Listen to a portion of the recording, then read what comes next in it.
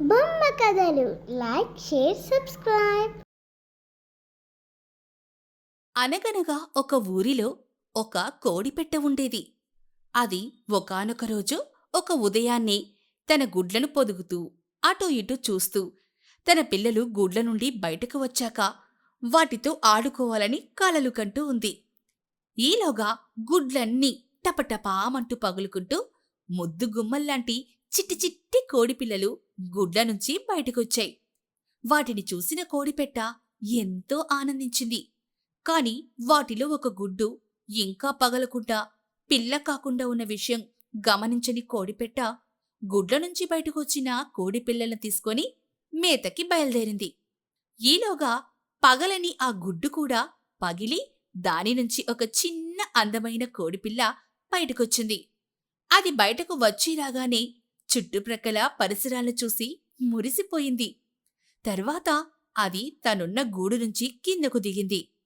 అక్కడి నుండి దారి తోచని ఆ కోడిపిల్ల అమ్మా అమ్మా అని వెతకడం మొదలుపెట్టింది.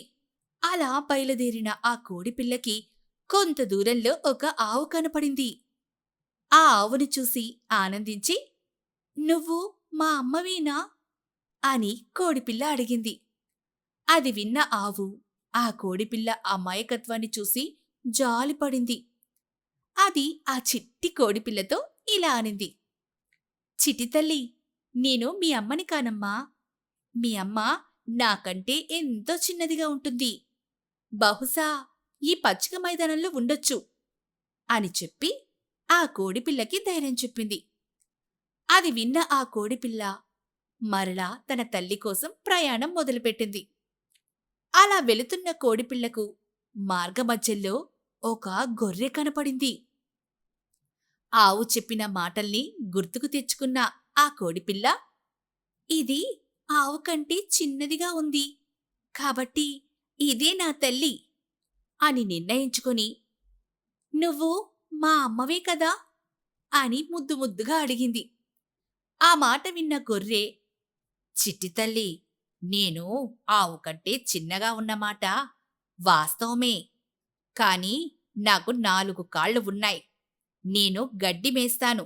కాని నీ తల్లికి 2 కాళ్ళు 2 రెక్కలు మాత్రమే ఉంటాయి అని చెప్పింది. అది విన్న కోడిపిల్ల కాస్త నిరుత్సాహపడినా తన తల్లి గురించి ఆనవాళ్లు దొరికినందుకు ఆనందించింది. అలా ఆ కోడిపిల్ల పట్టుదలతో ధైర్యాన్ని కోల్పోకుండా ముందుకు సాగింది. ఈసారి అది ఒక కాకిని చూసింది. కోడిపిల్లకు వెంటనే గొర్రె చెప్పిన మాటలు గుర్తుకొచ్చేశాయి. ఖచ్చితంగా కాకి తన అమ్మ అనుకొని ఆ కాకితో అమ్మా అమ్మా నేను నీ పిల్లని అమ్మా అని చెప్పింది.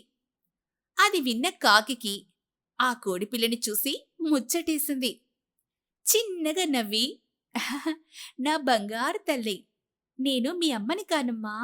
మీ అమ్మకు కూడా నాలాగే 2 రెక్కలు 2 కాళ్ళు ఉంటాయి. కాని నా మీద కొంచెం పెద్దదిగా ఉంటుంది. నేను గాలిలో ఎగరగలను. నీ తల్లి గాలిలో ఎగరలేదు అని చెప్పి అక్కడ్నుంచి పంపించేసింది.